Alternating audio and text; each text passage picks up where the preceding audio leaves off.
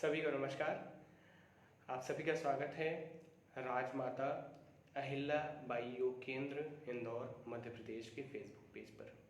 सबसे पहले मैं तो धन्यवाद करना चाहता हूँ इस मंच का जिसने मुझे मौका दिया कि फेसबुक पर आकर के उनके मंच पर आकर के योग के संदर्भ में एक व्याख्यान प्रस्तुत करने का, एक सत्र प्रस्तुत करने का।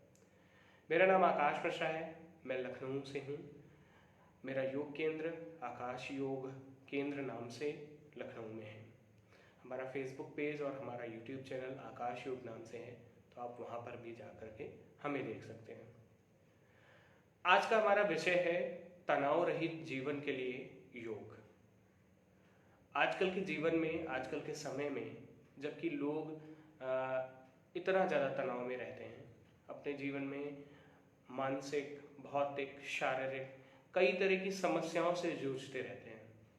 तो आज हम बात करने वाले हैं कि कैसे हम योग से अपने जीवन के तनाव को कम कर सकते हैं, अपने जीवन से संबंधित, अपने जीवन से जुड़े हुए अन्य आयामों से संबंधित जो हमारे तनाव हैं, जो हमारी समस्याएं हैं, कैसे हम उन समस्याओं को सही कर सकते हैं, उन समस्याओं का निवारण कर सकते हैं। देखिए, सबसे पहली बात है, यदि हम तनाव को समझने का प्रयास करें, स्ट्रेस को समझने का प्रयास करें, तो स्ट्रेस एक पॉजिटिव फैक्टर है। स्ट्रेस जो है, तनाव जो है, वो सकारात्मक पक्ष है, लेकिन कब तक? जब तक वो एक सही सीमा तक है, जब तक वो एक सही मर्यादा तक है, तब तक स्ट्रेस जो है वो काफी ज्यादा पॉजिटिव चीज है। क्योंकि स्ट्रेस, तनाव हमें कार्यों को करने के लिए जागृत रखता है, लगातार हमें बताता रहता है कि हमें ये काम करना है या हमें ये काम करना है। उन कामों के लिए हमें लगातार जागृत रखता है, लगातार बताता रहता है कि हाँ, इस काम को इस समय में पूरा कर लेना है, इस चीज के साथ में हमारी अप्रोच ऐसी होनी चाहिए। तो तनाव हमारे जीवन में काफी अच्छा काम करता है, लेकिन बशर्ते वो तनाव जब एक सीमा से ऊपर हो जाता है, एक सीमा से ऊपर चला जाता है, तब वो तनाव हमारे जीवन में समस्या लाना शुरू कर देता है। तब हमारे जीवन में मानसिक और शारीरिक रूप से समस्याएं आना शुरू हो जाती हैं, और कई बार हमारे सामाजिक स्वास्थ्य पर भी इसका काफी ज्यादा प्रभाव पड़ता है।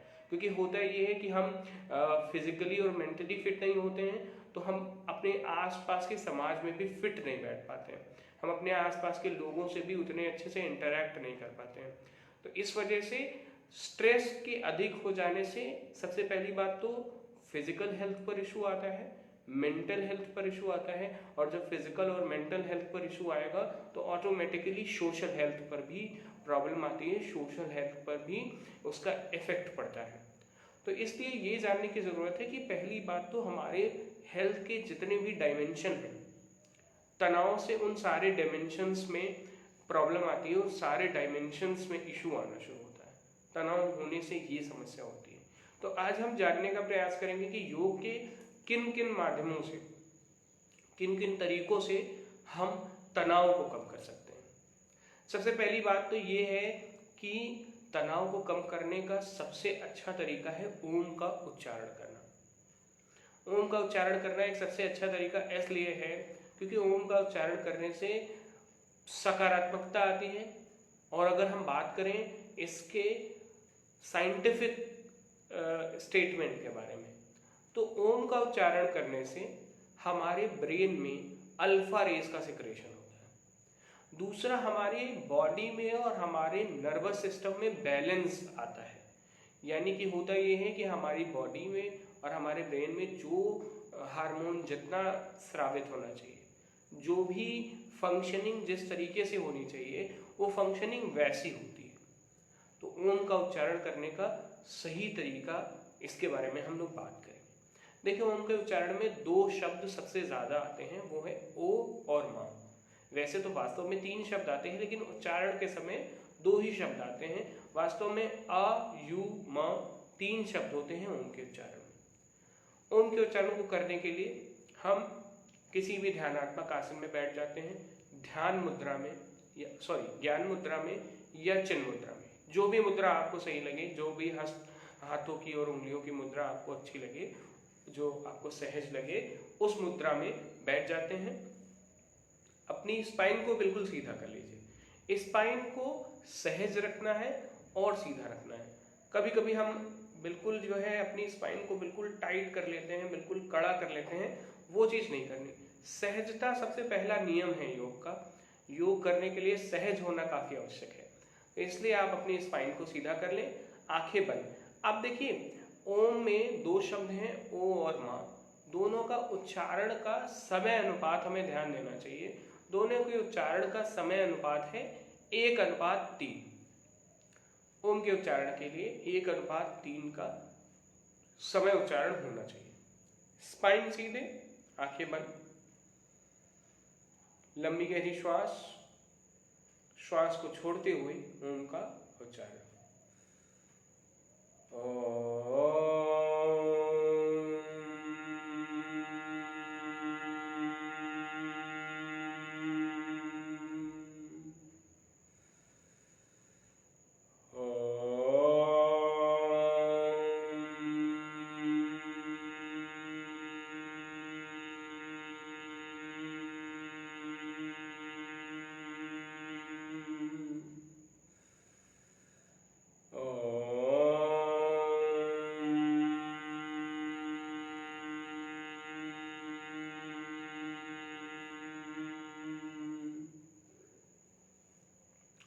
ओम का उच्चारण इस विधि से करना, इस तकनीक से करना सबसे सही होता है, क्योंकि ओम का उच्चारण करने से हमारे बॉडी में बैलेंस आता है।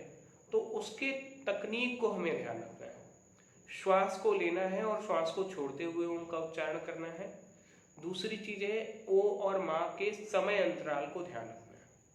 अगर आप ओम के उच्चारण की गहराई को समझना चाहते हैं, जो 3 शब्द हैं अ, यू, म, इन तीनों को समझ करके ओम का उच्चारण का सही लाभ उठाना चाहते हैं, तो एक अभी जो है एक प्रैक्टिकल करिए।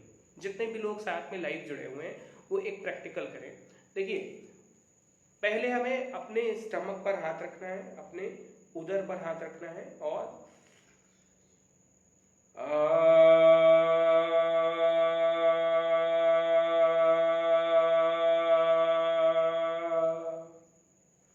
आ का उच्चारण करते हुए हमारे उदर में हमें कंपन महसूस होता है, हमारी मांसपेशियों और तंत्रिकाओं में कंपन महसूस होता है हमारे उदर क्षेत्र में। फिर अपने हृदय पर हाथ रखेंगे।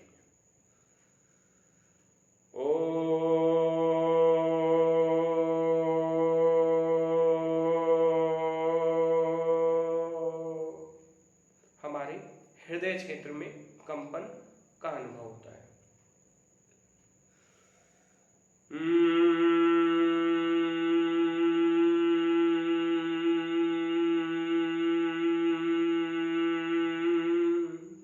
हमारे मस्तिष्क क्षेत्र में, हमारे मस्तिष्क के क्षेत्र में हमें कंपन महसूस होता है, कंपन का अनुभव होता है।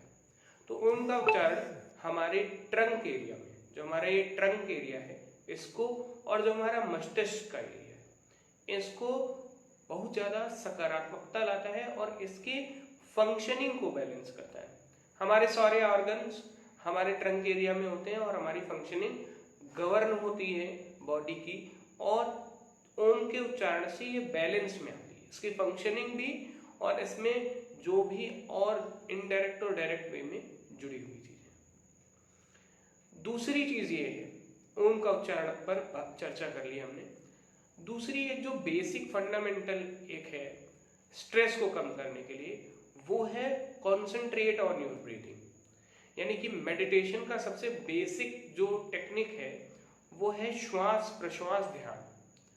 तो श्वास प्रश्वास ध्यान करने से भी स्ट्रेस काफी कम होता है। स्ट्रेस कम करने के लिए श्वास प्रश्वास ध्यान के लिए ध्यानात्मक आसन में बैठ जाएंगे, अपने कमर को, अपने मेरुदंड को बिल्कुल सीधा कर लेंगे और श्वास प्रश्वास करना है।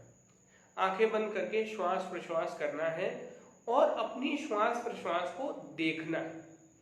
देखना है कि कैसे हमारी श्वास अंदर आती है और कैसे हमारी श्वास बाहर की तरफ जाती है। इस पर ध्यान केंद्रित करना है कि कैसे हमारी श्वास अंदर आ रही है, श्वास बाहर जा रही है, नासिका से होते हुए हमारी श्वास नली से होते हुए उदर तक हमारी श्वास आती है और उदर से श्वास नली से होते हुए हमारी श्वास बाहर जाती है। तो ऐसे हमें श्वास प्रश्वास ध्यान पर ध्यान केंद्रित करना है, श्वास प्रश्वास ध्यान को करना है। 2 टेक्निक हो गई। पहली टेक्निक थी ओम का उच्चारण, दूसरी टेक्निक थी श्वास प्रश्वास ध्यान। तीसरा जो तरीका है वो प्राणायाम का अभ्यास करना है। सबसे पहले नाड़ी शोधन प्राणायाम, इसका अभ्यास करने से काफ़ी हद तक तनाव कम होता है, क्योंकि इसका भी काम बैलेंस करना होता है। हमारी बॉडी में बीपी को और भी जितने फंक्शनिंग है उसको नॉर्मल करना, उसको इक्वल करना, दोनों तरफ से, ना वो ज़्यादा हो ना वो कम हो, ये काम करना होता है नाड़ी शोधन प्राणायाम का। उसके बाद में अगर हम बात करें जो सबसे अच्छा प्राणायाम है तनाव को कम करने का, वो प्राणायाम है भ्रामरी प्राणायाम। भ्रामरी प्राणायाम को करने के लिए स्पाइन को अपनी सीधी कर लेते हैं, अपने कान का जो छोटा हिस्सा है कान को बंद कर लेते हैं, एक हाथ हमारी आंखों पर, एक उंगली हमारी आंखों पर, हमारी नासिका के किनारे, होठों के बीच में, होठों के ऊपर और नीचे एक एक उंगली होगी। लंबी गहरी श्वास लेते हैं और श्वास छोड़ते हुए भौरे की तरह गुंजायमान करते हैं।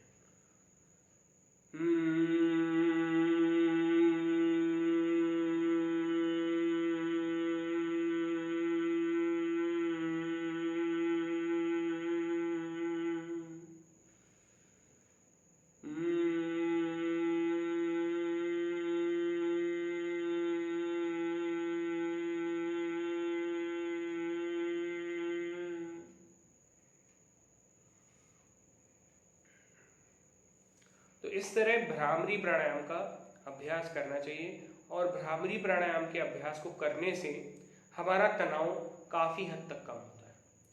उसका कारण यह है कि भ्रामरी प्राणायाम भी हमारे ब्रेन में अल्फा रेज का सिक्रेशन करती हैं, जिससे कि हमारे माइंड में, हमारे ब्रेन में सकारात्मकता आती है, पॉजिटिविटी आती है।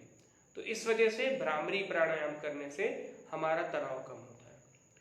अब अगर हम एक और बात करें, अगर हम थोड़ा सा फिजिकल एस्पेक्ट पर बात करें, अभी तक हमने ब्रीदिंग के प्रोस्पेक्टिव से, अभी तक हमने हमारे माइंड के प्रोस्पेक्टिव से, मेंटल प्रोस्पेक्टिव से बात करी। अगर हम बात करें फिजिकल प्रोस्पेक्टिव से, तो फिजिकल प्रोस्पेक्टिव में हमारे जोड़ों से जुड़े हुए जो सूक्ष्म व्यायाम है उनको करने से स्ट्रेस में काफ़ी ज़्यादा लाभ मिलता है।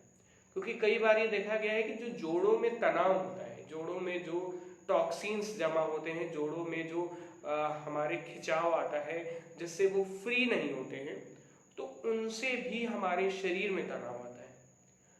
क्योंकि जब हमारे बॉडी में स्टिफनेस होगी, हमारी जो बॉडी है उसका ब्लड सर्कुलेशन, ब्लड फ्लो बिल्कुल सही नहीं होगा, तो वो भी एक रीज़न होता है स्ट्रेस का, तनाव का।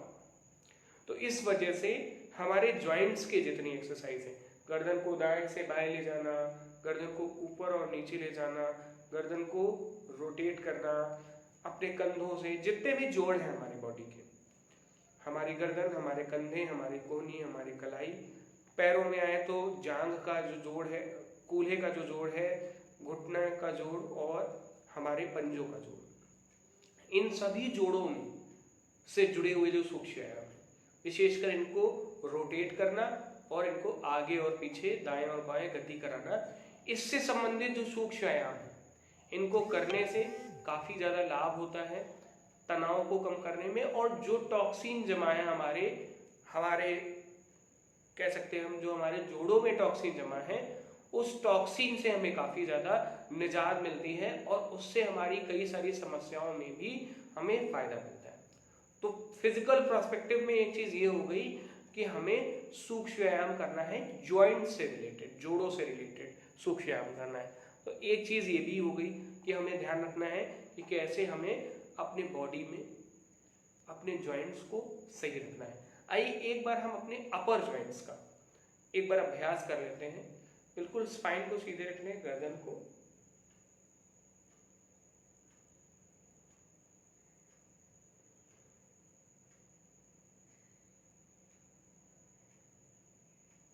बिल्कुल धीरे से सहजता के साथ में गर्दन को दाएं से बाएं ले जाएंगे और उसके बाद में श्वास को लेते हुए ऊपर और श्वास को छोड़ते हुए नीचे।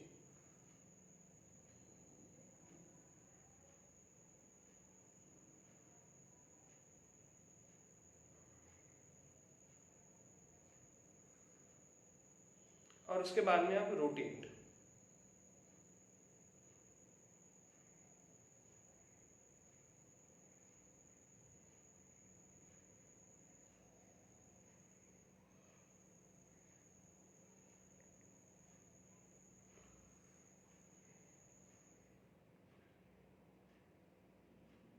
अब अपने कंधों को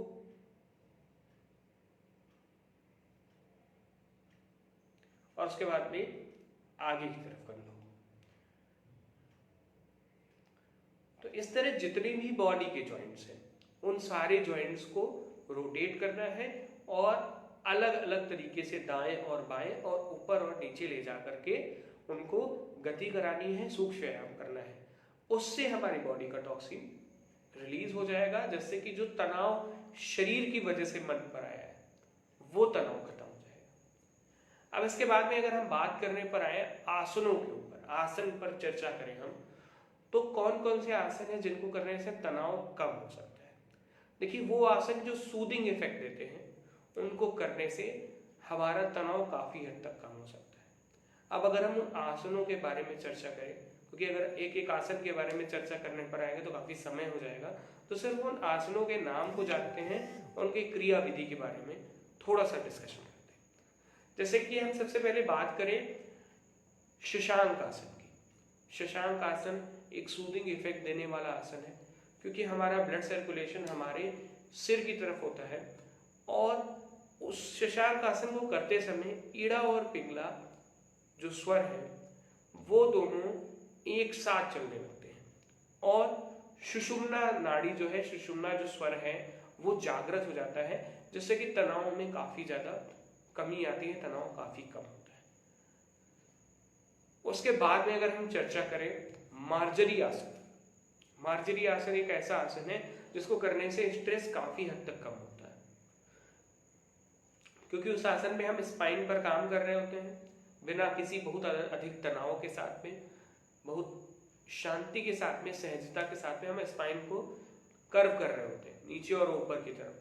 तो स्पाइन को कर्व करना और स्पाइन को हेल्दी रखना भी स्ट्रेस को कम करने का एक तरीका है, क्योंकि स्पाइन हेल्दी होती है तो हमारी पूरी बॉडी हेल्दी होती है। तो शशांक आसन, मार्जरी आसन। इसके बाद में अगर हम बात करें अन्य आसनों की, तो उसमें हम ला सकते हैं जैसे कि पर्वत आसन का अभ्यास करना, ताड़ आसन का अभ्यास करना, वृक्ष आसन का अभ्यास करना। ये सभी आसन तनाव को भी कम करते हैं और हमारी एकाग्रता को बढ़ाने में भी इनका काफी योगदान होता है। एकाग्रता हमारी काफी हद तक बढ़ती है जब हम इन आसनों का अभ्यास करते हैं। खासकर जो संतुलन बनाने वाले आसन, उनको करने में शुरुआत में तो समस्या हो सकती है, लेकिन उन आसनों को करने में एक समय के बाद में तनाव भी काफी कम होता है और उन आसनों को करने से हमारा कंसंट्रेशन काफी हद तक बना रहता है। तो एक चीज ये भी हो गई कि इन आसनों को करने से ये भी फायदा है। अब इसके बाद में हम बात करते हैं षटकर्म।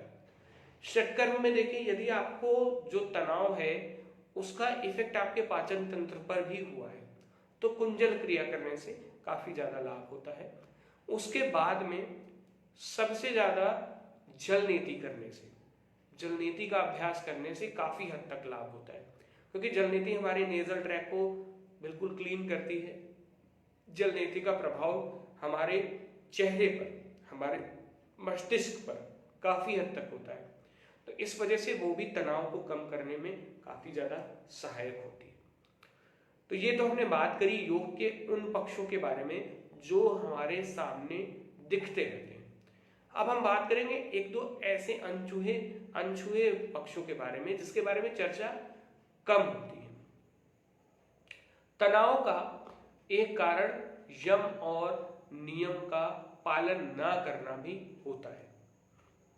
अगर हम तनाव के बारे में बात करें तो जब हम झूठ बोलते हैं, जब हम जाने अनजाने मनसा वाचा कर्मणा हम किसी के प्रति अहिंसा रखते हैं, हम ब्रह्मचर्य का पालन नहीं करते हैं, हम जो भी यम के 5 हिस्से हैं उनका पालन नहीं करते हैं, तो हम कहीं ना कहीं मानसिक रूप से उससे तनाव से ग्रसित होते हैं। तो तनाव का आने का कारण यम का पालन ना भी करना होता है। नियम के बारे में चर्चा करें तो नियम के जो 5 हिस्से हैं, तप, स्वाध्याय, ईश्वर प्राणायाम, सोच, संतोष, ये जो 5 हिस्से हैं, इन 5 हिस्सों को भी ना अपनाना, ना मानना, वो भी एक कारण है हमारे तनाव का।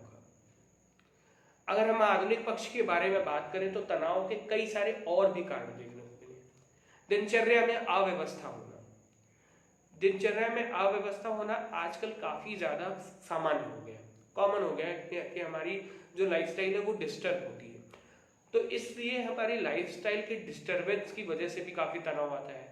आप सही समय पर उठते नहीं हैं, सही समय पर खाते नहीं हैं, सही समय पर अपने सारे कार्य नहीं करते हैं। अब अगर हम समाज की व्यवस्था के हिसाब से देखें तो एक व्यक्ति को 8 से 10 घंटे अपने काम को देने चाहिए, 8 घंटे की नींद होनी चाहिए और लगभग 8 घंटे हमारे और कार्यों में लगाना चाहिए। लेकिन आज का मानव करता क्या है, 12 से 15 घंटे काम करता है और उस 12 से 15 घंटे काम करने में वो अपना दिमाग केंद्रित नहीं कर पाता है, अपना मस्तिष्क केंद्रित नहीं कर पाता है, जिससे होता यह है कि तनाव के कारण उसके कई सारे कार्य जो सही से होने चाहिए वो नहीं हो पाते।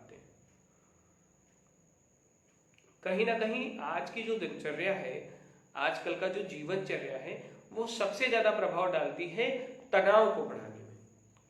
क्योंकि तनाव हमारे जीवन के अव्यवस्थाओं, कोई चीज नहीं होती है या कोई चीज सही नहीं हो पाती, तब तनाव आता है। तो तनाव कोई चीज सही कब नहीं हो पाएगी, जब हमारा जीवन के जो कार्य हैं, जो हमारी जीवनचर्या है, वो अव्यवस्थित होगी। और जब वो अव्यवस्थित होगी तो हमारे जीवन में तनाव आएगा। क्योंकि हमारे जीवन में कुछ पक्ष ऐसे हैं, हमारा कार्य क्षेत्र, हमारा अर्थ क्षेत्र, हमारा समाज के साथ में संबंध, अगर इसमें अव्यवस्था आई, इसमें किसी भी प्रकार की समस्या आएगी तो वो तनाव का एक बहुत बड़ा कारण बन के आएगा सामने। दूसरी चीज ये है, तनाव का एक और कारण है नींद का सही ना होना। नींद का जो नींद की मात्रा है वो सही ना होना, नींद का जो समय है वो सही ना होना, ये भी एक बहुत बड़ा कारण होता है हमारे तनाव का। एक सिंपल सा फंडामेंटल नींद से लेकर के है, नींद से रिलेटेड है कि अगर आपको अपने लीवर को स्वस्थ रखना है, लीवर को फिट रखना है, तो आपको 9 से 10:30 के बीच में सो जाने का नियम बनाना चाहिए। इसका तर्क क्या है? एक्यूप्रेशर थेरेपी के हिसाब से, हमारी बायो क्लॉक के अनुसार, हमारा रात में 1 से 3 का समय हमारी हाईएस्ट एनर्जी का समय होता है। उस समय हमारी एनर्जी सबसे हाई होती है। तो अगर हम उस हाई एनर्जी के टाइम को गेन करना चाहते हैं, उस हाई एनर्जी को गेन करना चाहते हैं, तो उसके लिए हमें रात्रि में 9 बजे सोना है, क्योंकि वो एनर्जी तभी प्राप्त होगी जब हम 1 बजे के वाले समय से 4 घंटे पहले सो चुके होंगे। अब अगर आप 9 बजे नहीं सो सकते हैं, 9:30 बजे नहीं सो सकते हैं, तो आप 10 बजे भी सो जाएंगे तो 10 और 4 2 होता है, यानी कि आपको 1 घंटा मिल जाएगा आपके लीवर की एनर्जी को बढ़ाने के लिए। अगर बहुत समस्या है, बहुत सारे काम हैं, तो आप 10:30 तक सो जाइए। 10:30 तक सो जाने के बाद में आपको काफी हद तक इसकी एनर्जी प्राप्त होगी, जो लीवर की हाई एनर्जी का समय है वो आपको मिल पाएगा। तो ये एक तर्क हो गया कि नींद को आने से हमारी बॉडी काफी ज्यादा सकारात्मक रहती है। तो इस वजह से नींद भी एक बहुत बड़ा फैक्टर है, हम अगर बात करें कि तनाव को कम करने के लिए। आहार के बारे में अगर हम चर्चा करें, क्योंकि हठ योग में आहार को काफी ज्यादा महत्व दिया गया है हमारे शारीरिक और मानसिक स्वास्थ्य के हिसाब से। आजकल के समय में देखिए हम कैसा भोजन करते हैं, फास्ट फूड खाते हैं, कई सारे लोग नॉनवेज भी खाते हैं। तो हम ऐसा भोजन खाते हैं जो मृत भोजन है। मैं इसे मृत भोजन की ही संज्ञा लूंगा। फास्ट फूड खाना भी लगभग मृत भोजन खाने जैसा ही है, क्योंकि फास्ट फूड खाने से हमारे शरीर को पोषण नहीं मिलता है। आप इमेजिन करिए कि हमारे शरीर कोशिकाओं से बना, कोशिकाओं से हमारा शरीर निर्मित है, सबसे छोटी इकाई कोशिका है, और एक एक कोशिका जीवंत है, जीवित है, और हम मृत खाना खा रहे हैं। खाने को अगर आप बहुत ज्यादा पका देंगे उसका पोषण खत्म हो जाएगा। अगर आप नॉनवेज खाएंगे तो उसमें जीवंतता है ही नहीं, आप मृत भोजन खा रहे हैं। तो इसलिए अपने शरीर को जीवंत रखने के लिए हमारा आहार भी जीवंत होना चाहिए। अब कई लोगों का इसमें ये होगा कि जीवंत तो पशु होते हैं, उनको खाना चाहिए। नहीं, जीवंत का अर्थ है ऐसी वस्तुओं का सेवन करें जिनको जमीन में, जिनका बीज गाड़ देने से पौधा निकला है। स्प्राउट्स खाइए, अंकुरित खाइए, फल खाइए, कच्ची सब्जियां खाइए। इन सभी को खाने से हमारा जो मस्तिष्क है और हमारा शरीर जो है उसकी वर्किंग नॉर्मल होती है, हमारी बॉडी को परिष्कृत करता है। इस तरह का भोजन सकारात्मकता लाता है, इस तरह का भोजन। और इस तरह का भोजन करने से आपका वजन नहीं बढ़ेगा, जो एक बहुत बड़ा कारण होता है तनाव का। आपके बॉडी को जो नीड है विटामिन की, मिनरल्स की, जो पोषण चाहिए होता है, वो पोषण आपको सही से मिल पाता है, क्योंकि आप अपने शरीर के हिसाब से खाना खा रहे हैं, आप अपने शरीर के अकॉर्डिंग खाना खा रहे हैं। दूसरी चीज ये है, आहार के बारे में चर्चा कर ली। हमारे जो संबंध हैं समाज में लोगों से, अपने परिवार से, उन संबंधों को भी सही रखना चाहिए। उन संबंधों को सही रखने से हमारा तनाव काफी हद तक कम होता है, क्योंकि उन संबंधों को जब हम सही रखेंगे तो हमारे जीवन से जुड़ी हुई समस्याएं कम होंगी। उन समस्याओं को जब हम कम रखेंगे तो हमारे जीवन में तनाव ऑटोमेटिकली कम होगा, ऑटोमेटिकली खत्म हो जाएगा हमारे जीवन में जो तनाव है। एक और की बात है, एकदम बहुत आवश्यक बात है, जिस पर चर्चा होना बहुत आवश्यक है। समस्याएं हैं। समस्याएं हमारे जीवन में एक टेम्परेरी और परमानेंट हिस्सा है हमारे जीवन में। अगर हम समस्याओं के बारे में बात करें तो अगर आपको जीवन में समस्याएं नहीं चाहिए, अगर आप चाहते हैं कि हम समस्याएं ना हो मेरे जीवन में, तो आप यहाँ पर गलत हैं। ऐसा हो ही नहीं सकता है कि आपके जीवन में समस्याएं नहीं आएंगी। समस्याएं हमारे जीवन का अभिन्न अंग है और वो आती रहेंगी लगातार, बार बार समस्याओं से हमारा पाला पड़ता रहेगा। तो हमें करना क्या चाहिए? जिस समय कोई समस्या आती है उस समय हम परेशान होकर के, तनाव में आकर के सिर्फ उस समस्या के बारे में सोचते हैं। अब जैसे हमारा एग्जाम आ रहा है और हमने पढ़ाई नहीं की, सपोज कीजिए, तो हमारा ध्यान सिर्फ इस पे होगा कि यार पढ़ाई नहीं की, पढ़ाई नहीं की, पढ़ाई नहीं की, तो वो तनाव बढ़ता चला जाएगा। लेकिन अगर आप अपना ध्यान केंद्रित करें उसके, उस समस्या के सल्यूशन, उसके समाधान पर, कि अगर अभी पढ़ाई नहीं की है तो जो जितने दिन बचे हैं कैसे हम उसमें अच्छे से पढ़ाई करके और अपना एग्जाम सही से दे सकते हैं, हम कैसे ज्ञान प्राप्त कर सकते हैं उस कम समय में, तो ये समाधान हुआ। तो हमारा ध्यान हमें समस्या पर केंद्रित नहीं करना है, हमें हमारा ध्यान केंद्रित करना है, किस पर केंद्रित करना है? हमें ध्यान केंद्रित करना है समाधान पर। तो ये एक बहुत की बात है कि हमें पूरा ध्यान केंद्रित करना चाहिए अपने समस्या के समाधान पर। तो अब इन सारी बातों पर हमने काफी सही तरीके से चर्चा की कि कैसे कैसे हमें योग से अपने तनाव को कम करना चाहिए, योग में कौन कौन से ऐसे जो है अभ्यास हैं जिनको करने से हमारा तनाव काफी हद तक कम हो जाएगा या कम होता है। तो इसलिए हमें पूरा प्रयास करना है कि हमें आसनों से, हमें षटकर्म से और इन सारे अभ्यासों से हमें अपने तनाव को कम करना चाहिए। दूसरी चीज, अपने जीवन को सरल बनाने का प्रयास करिए। अपने जीवन को कॉम्प्लिकेटेड नहीं करना है, जीवन में सहजता रहनी चाहिए, तभी हमारे जीवन में जो है तनाव रहित जीवन होगा। तो आशा है आपको छोटा सा ये व्याख्यान जो है वो अच्छा लगा होगा और जो भी चीज़ों पर चर्चा की गई उन बातों पर आप ध्यान देते हुए आप प्रयास करेंगे कि उन बातों को फॉलो करके, उन बातों को करते हुए आप अपने जीवन में तनाव को कम करेंगे। और मैं एक बार फिर से धन्यवाद देता हूँ राजमाता अहिल्या योग केंद्र इंदौर के इस मंच को, जिन्होंने आमंत्रित किया मुझे यहाँ पर इस व्याख्यान को प्रस्तुत करने के लिए। मेरा नाम आकाश मिश्रा है और मेरा YouTube चैनल और Facebook पेज आकाश योग नाम से है। तो आप चाहें तो वहाँ पर जा करके, हमारे पेज पर जा करके योग से संबंधित, जैसे कि ये मंच योग से संबंधित इतना ज्ञान आगे से आगे बढ़ाने का प्रयास कर रहा है, वैसे ही हमारा भी एक प्रयास है। तो उस प्रयास को आगे जारी रखने के लिए अपने सपोर्ट को हमें दीजिए। धन्यवाद।